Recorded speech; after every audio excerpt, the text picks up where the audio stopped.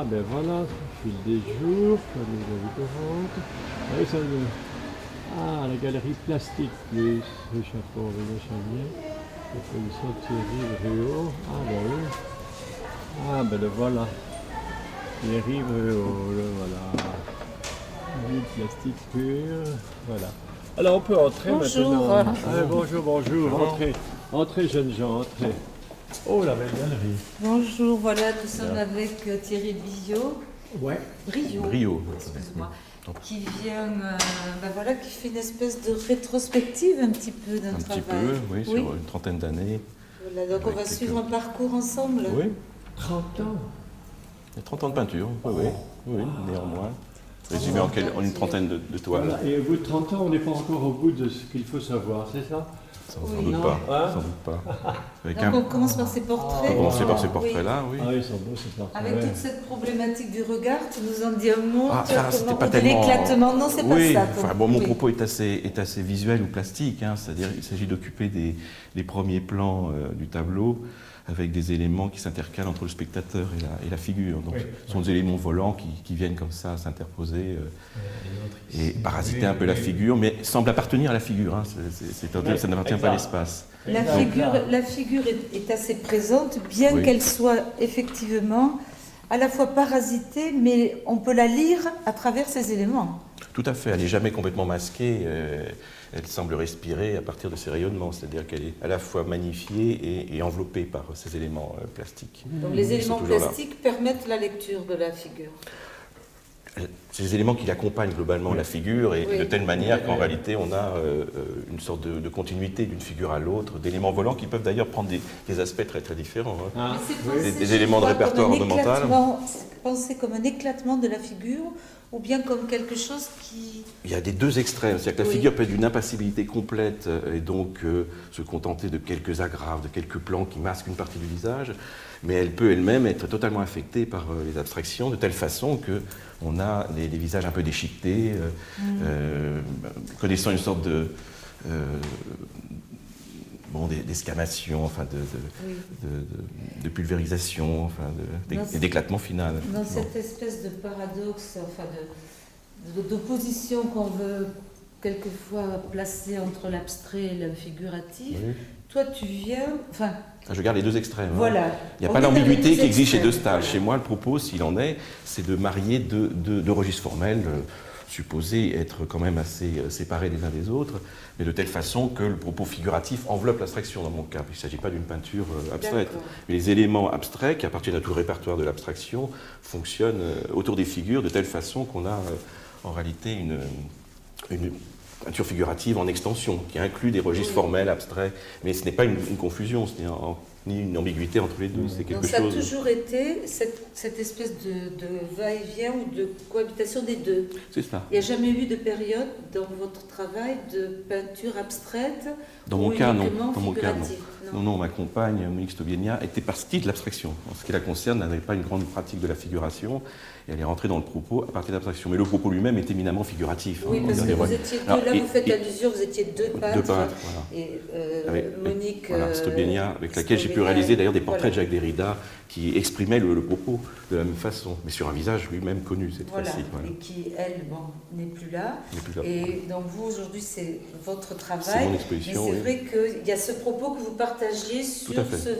ce travail entre l'abstraction et la figure. Et c'est un propos qui d'ailleurs peut se retrouver fragmentairement dans des œuvres plus anciennes. Enfin, je me souviens que l'un des créateurs de l'art abstrait a plutôt je suis originaire de l'école de Puteaux, si on peut dire, Oui. je suis un ancien de cette ville-là où il y avait les frères Duchamp, et cette ville gardait une certaine tradition dans la formation plastique, et Kupka a représenté sa femme avec quelques éléments comme ça devant, Oui. notamment des barres, et je ne connaissais pas d'ailleurs cette peinture-là, donc j'ai fait ça il y a une trentaine d'années, c'est une des premières peintures que vous pouvez voir ici, Oui, qui exprime vous parlez des barres, c'est ceci. celle-ci en particulier. Avec Celle-ci est un peu prototypique, donc je vous la présente comme Oui. telle. Et on voit très bien d'ailleurs le mariage de représentation et de figuration. C'est-à-dire Tout à que là, fait. il y a une alliance et il y a un accord. Alors, il est vrai que dans le travail, si la figure disparaît, c'est évidemment un échec. Et c'est quelque chose qui se produit régulièrement. C'est-à-dire que l'abstraction prend le pas sur la figuration, et l'inverse se produit aussi. Donc, la figuration est trop une présente. Question, oui. Donc il ne faut pas que la figure disparaisse. Ça serait un échec dans mon cas. Si on ne voit pas de figure, le propos disparaît. Parce qu'il faut considérer que la figure, c'est aussi quelque chose qui relève d'un pôle formel. C'est-à-dire c'est un noyau autour duquel gravitent, comme autant de satellites, les éléments volants. Donc s'il n'y a pas ce pôle de référence, qui se peut être figuratif, mais pour un peintre, tout est abstrait, hein, comme on sait depuis que la peinture moderne existe, cette figuration doit quand même aimanter les abstractions. Hein. C'est un pôle de sensation. C'est pas une indécision, c'est au contraire une construction pour que les deux s'organisent dans un espace commun. Il se trouve que l'abstraction n'appartient jamais véritablement à l'espace, puisqu'il y a une centration de l'ensemble. Oui, c'est vrai qu'une figure, c'est jamais qu'un ensemble de traits, de points.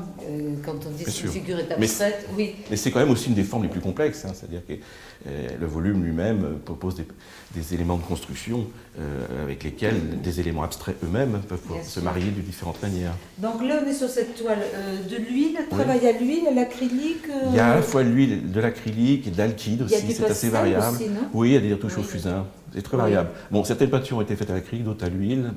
Donc une technique mixte avec... Oui, vous avez de l'alkyd aussi, qui est compatible à la fois avec la peinture à l'eau, comme l'acrylique, et l'huile. Mais celle-ci, je crois qu'elle est à la fois acrylique et alkyd. Et celle-ci, par exemple, la figure est avant, elle existe avant les éléments. Il faut reconnaître que parfois, je me permets de choisir une figure qui me semble m'inspirer, qui a une certaine monumentalité, et qui me procure l'envie de créer une forme abstraite. C'est-à-dire qu'en réalité, je peux partir d'un registre abstrait que j'avais en réserve, et la figure elle-même peut déclencher un type d'accord entre les deux. Et effectivement, les séparations peuvent se produire d'entrée, c'est-à-dire qu'on aurait l'abstraction d'un côté et la figure de l'autre, les deux s'associant véritablement. Celle-ci, la grande, là, on pense à Magritte, les tiroirs. Ah, Magritte ou Dali? Pardon? Magritte ou Dali, les tiroirs? Les tiroirs, c'est Dali. C'est Dali plutôt. Oui, et Magritte, c'est au contraire des tableaux qui se superposent. Oui, c'est Dali, effectivement. Oui. À cause des plans qui sont Dali, devant. il y a cette problématique aussi de la figure. Oui, mais en général, Dali, par son geste surréaliste, ne cherche pas vraiment à remettre en question la forme. Sa forme est très classique. Elle n'est pas retravaillée structurellement par des éléments qui les parasiteraient. C'est-à-dire qu'en définitive, on trouve effectivement des éléments volants dans la représentation de Gala, qui est sur un trône, mais tout est très figuré en définitive. Et comment dirais-je, l'abstraction ne vient jamais remettre en question la figure. C'est pas une constante dans son travail. Hein. J'avais effectivement comparé notamment des yeux qu'il a pu présenter dans son travail avec Walt Disney, je crois. Il y a quelque chose qui a été repris, et ce sont des globes oculaires avec une pointe qui est saillante, mais ça ne fait pas une forme d'une certaine manière. C'est un contraste sémantique ou poétique, alors que mon propos plastique supposerait qu'il y ait des agrafes, en fin de compte, remettant en question la structure même de l'œil. Et on le voit dans les premières compositions. Autrement dit, il y a des choses qui sont très violentes dans mon travail, mais qui ne sont pas un geste surréaliste de rencontre explosive entre deux mondes. Donc c'est pas du tout surréaliste, hein, Dali l'est complètement. Oui. Celle-ci est basse, mais tu as parlé des portraits de Derrida, que je n'ai pas pu voir d'ailleurs, et qui sont dans ce style de travail.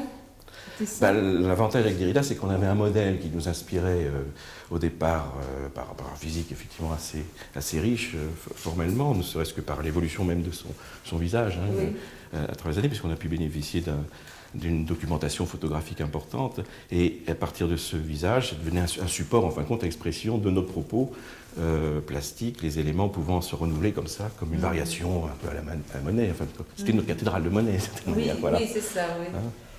On va, dans ce lieu, il y a deux niveaux. Il y a deux niveaux. On va poursuivre notre... Mais on passe par là. Exploration. On peut continuer un peu comme ça. Ouais. C'est vrai que celui-ci me semble très à part, parce que... Tu l'as vu comme un masque, je crois. Comme un masque, voilà.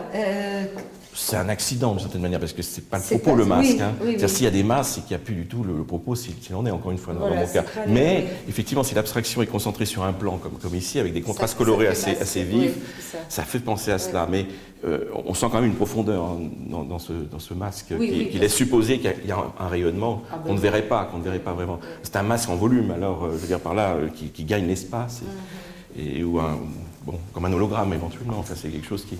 Alors, ces éclats, ici, dans celui-là, c'est quelque chose Ils sont à la fois devant et derrière. Oui, on peut les voir à différents niveaux, bien sûr. Tout à fait. Mais ils viennent traverser un peu la figure. Là, vous avez l'exemple effectivement d'une figure assez classique. Hein. On recrée notre classicisme, donc c'est pas un art de citation non plus, on recrée notre classicisme comme point de départ. Mais la rencontre avec des éléments abstraits comme ça, qui sont autant de plans, effectivement, pouvant évoquer des vitres, hein, des éclats, des brilles de ce type-là, traverse la figure, donc sans l'affecter ni formellement, ni quant à l'expression. Hein.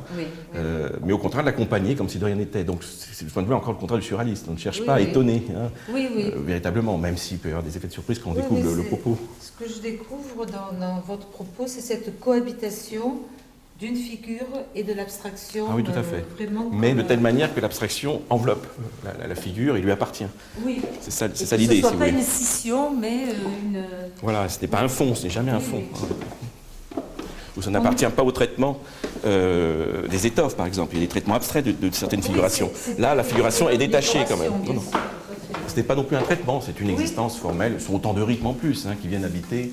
Voilà, donc la descente de l'escalier. Est effectivement assez particulière. Oui, je vais y parvenir. Allez-y, je vous rejoins. C'est intéressant cette vue, parce qu'on en a vu sur la rue. Je ne sais pas ce que c'était ce local avant, mais bon, ah oui, la rue est là-haut. C'est bien ce... Ah oui, il y avait des caves ici, je crois. Enfin, c'est un bâtiment qui remonte. Beaucoup. J'ai eu l'occasion d'être au vernissage. Il y avait une affection particulière pour ce tableau. Le portrait de Jean, oui. Qui est le portrait, effectivement, de votre fils. Voilà. Et on ne sait plus à me faire remarquer que le visage était relativement inentamé par les abstractions. Et oui. Ce n'était pas une timidité de ma part, mais en définitive, j'étais déjà content de l'envelopper avec un rythme assez fort. Hein. Le rythme, là, est très présent dans l'espace. Alors, je me suis un peu interrompu dans le traitement du visage. On voit les esquisses d'abstraction qui auraient pu arriver. Il est vrai aussi que le point de départ, c'est une sorte de sac transparent avec des plis présentant des arêtes sur lesquelles la lumière pouvait s'accrocher. Je me suis arrêté parce qu'à fin de compte, il faudrait faire une variation d'après cela. C'est assez destructeur, l'abstraction, hein, c'est tout le problème. C'est-à-dire que là, j'étais obligé de faire repartir ce visage dans un risque de chaos, de destruction et de disparition. Je ne pouvais pas me permettre à ce stade-là de mon travail. Faire disparaître l'âme de celui qui est sur ce tableau. L'âme, je n'irai pas jusque-là, mais c'était pas la peine, parce qu'il avait son existence déjà à ce stade-là. Bon, la peinture est une histoire de stade, évidemment. Un artiste doit être capable de détruire pour aller plus loin. Hein. C'est toute la différence avec d'autres formes d'art, comme l'écriture ou la photographie, où tous les stades sont séparés les uns les autres. Un peintre doit intervenir dans son travail en détruisant, tout simplement, pour aller plus loin. Donc il faut parfois sacrifier des choses déjà assez satisfaisantes, ce que je ne fais pas souvent. J'ai vu un visiteur. Très bien. Là, on a deux toiles. Je remarquais qu'elles sont ces deux bustes, qu'elles sont côte à côte et en même temps dans des propos plastiques assez... Vous avez remarqué des similitudes des similitudes dans les et assez différents. Oui, parce qu'en plus, une trentaine d'années les séparent. Ce buste, celui-ci, enfin, on a quand même deux bustes, celui-ci, celui-ci, avec quand même un traitement de la figure tout à fait différent. Et paradoxalement, cette figure qui est très prenante, avec un peu de temps de regard, c'est celle-ci qui s'avance. Enfin, du coup, en un second temps, c'est vrai. Dans un second temps, dans un premier temps, on ne la voit pas. L'abstraction est très présente. Alors, si on reconnaît la figure et on s'y habitue, elle finit par être plus présente avec cette cohabitation. Parce qu'il s'agit de deux polyèdres emboîtés l'un l'autre et éclatés. Hein. À l'époque, j'étais assez amateur de polyèdres, j'en faisais moi-même. Donc la figure dans un polyèdre, c'est évidemment idéal. Donc vous parlez d'époque, il y a 30 ans entre ces deux toiles. Exactement, ça fait partie des premières, celle-ci. Pour vous, là, en étant face à ces deux toiles, qu'est-ce qui a changé? Qu'est-ce qui a bougé? Quelles sont les problématiques? D'une certaine manière, la peinture est plus explicite pour le spectateur et sans doute pour moi.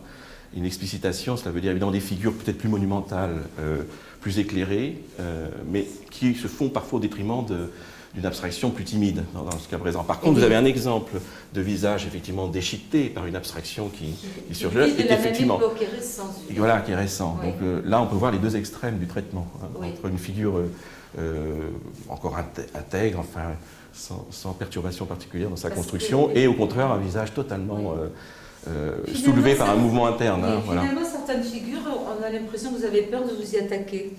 Oui, mais c'est-à-dire que j'ai pas essayé d'aller trop loin, parce que c'est des abstractions qui ont l'air de rien, mais en fait, des abstractions comme ça, en cercle concentrique, c'est très destructeur pour une masse. Enfin, c'est les oppositions plastiques, vous savez. Donc, un mouvement comme ça, un peu centrifuge, ça balaie beaucoup plus qu'on pense les rythmes internes à la tête. Autrement dit, toutes ces courbes des yeux peuvent être remises en question très facilement. En réalité, il faudrait que je refreine la toile et faire une variation où l'abstraction serait plus présente. Finalement, ce qu'on sent bien en parlant ensemble, c'est que c'est une prise de risque quand même à chaque fois.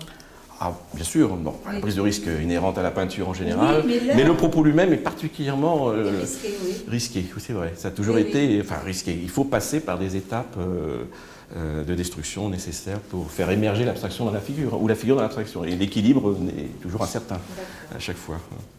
Et là, on fait un petit tour vers le passé, parce que également. Je crois que vous avez tenu à mettre des toiles, là il y en a deux, qui sont... Peut-être de 84 également. 84. Donc, là, j'avais une volonté de classiciser un peu le propos, dans la mesure où il a un peu surgi dans un espace moderne ou cubisant. Sur la toile qui, elle, était ocre, la toile qui n'est pas apprêtée de blanc. Hein. Non, c'était une toile que j'ai préparée. Oui. Et je crois que vous avez chez vous de très très grandes, à ce moment-là vous faisiez de grandes... Oui, des compositions à plusieurs personnages représentés grande nature qui faisaient 6-7 mètres. On avait effectivement un goût pour la décoration, mais on a gardé des grands formats comme ça. Jusque dans les années 90, on a fait quelques décorations dans des lieux publics, mais on était guidés par la volonté de faire des compositions à plusieurs personnages, pour dire les choses simplement. De telle façon qu'on pouvait à ce moment-là faire en sorte que les figures aient chacune par exemple une abstraction différente. Hein.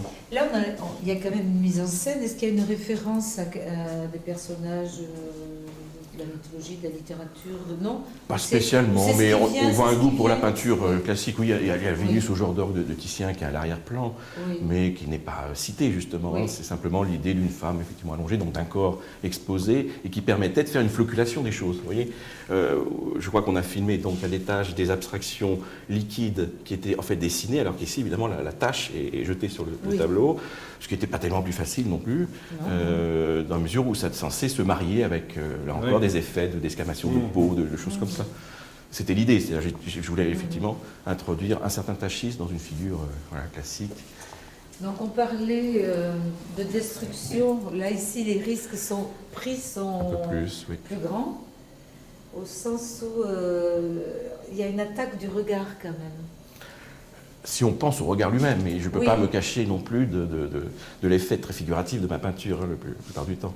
Mais ce n'est pas tellement l'objet recherché, c'est-à-dire que le but est toujours de faire en sorte qu'une forme rayonnante, comme ces cercles colorés, puisse comme ça s'accorder plus ou moins fortement. Oui, je parlais de cette toile qui, effectivement, on a l'impression qu'ici l'attaque des regards, l'éclatement du visage, et en même temps on a une palette qui est plus vive, ici, qui est plus tendue. Hein, Voilà, parce qu'il s'agit aussi de spatialiser les aplats colorés.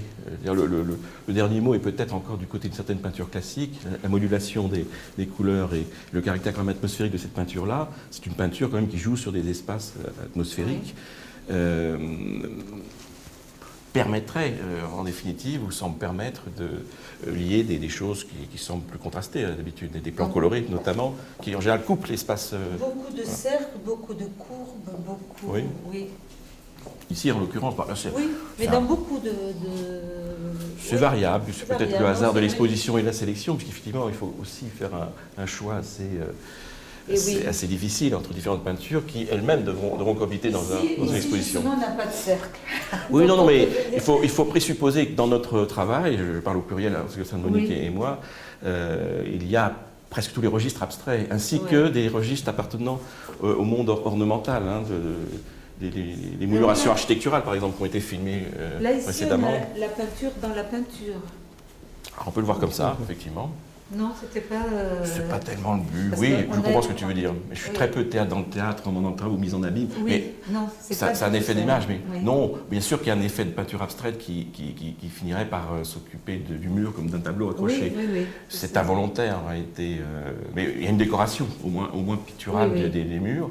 Mais le plus important était de faire passer dans une tête assez délicate quand même, des angles forts, des noirs, sans que ce soit caricatural ni violent d'une certaine manière. C'est un peu, alors que c'est quand même parmi les découpes les plus dures pour eux. Oui, là on est mais dans des angles. La souplesse doit l'emporter dans mon cas. Encore une fois, le propos pourrait être traité d'une façon en fin de compte plus subversive, et ça n'a jamais été l'objet. Plus provocatrice, plus violente. Enfin. Ici, on a toujours... On a la même idée dans toutes les peintures.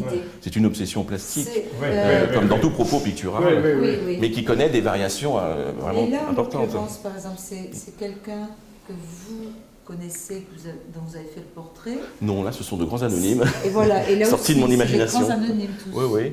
Part le portrait. Par le portrait de Jean, et apparemment, il se glisse dans un monde inexistant, aussi fictif que des personnages de littérature. Non, leur réalisme leur donne une certaine vérité, mais en définitive, ce sont vraiment des figures donc, on a vu essentiellement des portraits, très peu de paysages. Oui, ou des têtes. Donc voilà, c'est quoi pour vous un portrait, effectivement? Alors, un portrait doit encore que vous, ce sont des portraits imaginaires. Là oui, mais c'est pour ça que c'est plutôt des têtes dans ce cas-là, ou des figures. Voilà, autrement le portrait de quelqu'un, qu'est-ce qu'il doit porter comme trait qui fait que c'est lui, quoi? Ah, ça relève d'autre chose. Bon, j'ai pas trop de problème pour capter une certaine ressemblance, a fortiori si je connais la personne. Alors, qu'est-ce qu'elle est censée porter? Évidemment, si je saisis au vol l'expression portrait qui est censé porter quelque chose, évidemment, dans mon cas, c'est toujours un portrait, non pas à charge, mais devant supporter un maximum d'éléments abstraits, venant s'accumuler jusqu'à l'ensevelissement possible. Et effectivement, il y a des peintures qui peuvent recouvrir une figure humaine, mais je ne crois pas exprimer véritablement une idée du portrait au sens où j'aurais une représentation de l'homme, en tout cas, ce n'est pas à moi de le dire, ni même la volonté d'exprimer une vie intérieure, exprimant donc le propos une réalité. Avant tout, cette c'est difficile à comprendre, mais c'est vrai que je fais partie des peintres, on en avait discuté, qui sont un peu tenants de la plastique pure, ou la peinture pure qui a peut-être toujours existé, et qui suppose en fin de compte une lecture assez descriptive ou littérale, enfin quelque chose qui relève en définitive de la perception pure des éléments plastiques qui s'accordent entre eux. Un rapport plastique, voilà ce qui guide le regard du peintre en règle générale. Et ce rapport plastique, s'il est mis au service d'un propos plastique qui lui doit surgir, qui n'est pas situé dans une recherche de reprise, parce que là on a un propos qu'il faut exprimer lui-même.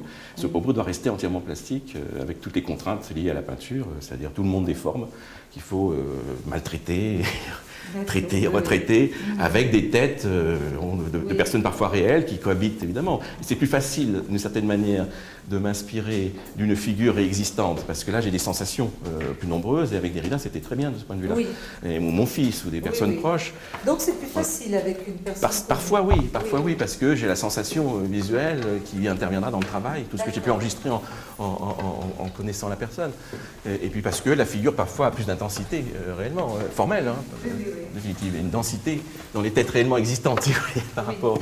Ce sont des abstractions vivantes beaucoup plus convaincantes. On finit donc par la suite. Voilà. Effectivement, se situe également dans le prolongement des premières peintures historicistes d'en bas, s'inspirant d'un monde de personnages en costume du XVIIIe siècle ou du XVIe siècle. C'est pas du tout une référence au théâtre? Non, mais le propos peut s'interpréter dans un sens très théâtral. Mais bon, simplement parce que les personnages sont en costume et qu'ils peuvent jouer des scènes.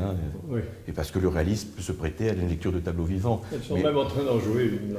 Voilà. On n'entend pas tout, mais... Tout à fait. Et puis les personnages toisent un peu du regard, le spectateur possible. Et là, Mais il y a quelque chose entre eux et nous, des éléments qu'on ne peut pas écarter. C'est ce qui m'intéresse en fait. Et je ne sais pas ce que ça veut dire, j'ai évidemment toutes sortes d'interprétations possibles comme tout le monde, mais c'est ça qui caractérise. Vous n'avez jamais fait l'expérience de garder que les éléments plastiques? Une fois, Et de faire disparaître totalement la figure, non? L'expérience, je l'ai faite malheureusement Oui. souvent. Et il y a des peintures que je n'ai pas présentées ici qui sont un peu illisibles. J'ai utilisé des drippings donc de Pollock. Les figures parfois arrivaient à tenir, d'autres fois non, parce que ça déchiquetait beaucoup la figure. Mais fois j'en ai deux qui tenaient la route quand même et qui supportaient ce maelstrom de rythme en lacet. Et donc on peut vraiment tout utiliser de ce point de vue-là. Maelstrom de rythme, vous êtes un musicien, quelqu'un qui travaille. Non, vous ne travaillez pas avec de la musique. Peu, non. Je travaille en silence, c'est vrai. La musique risquerait de m'influencer dans un sens qui ne conviendrait pas toujours. Et on retrouve la rue. Oh, ma bicyclette. Ah ben voilà. Voilà, on ne l'a pas volée. Tiens. Ah bien. Là, voilà.